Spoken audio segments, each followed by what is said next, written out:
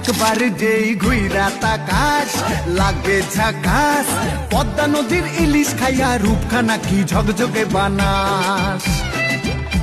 একবার যেই ঘুইরা তাকাস লাগে ঝাকাস, পদ্মা নদীর ইলিশ খাইয়া রূপখানা কি ঝকঝকে বানাস। ও লালা হো, ও লালা হো, ও লালা হু, ও লালা হো, ও লালা হো, ও লালা হু।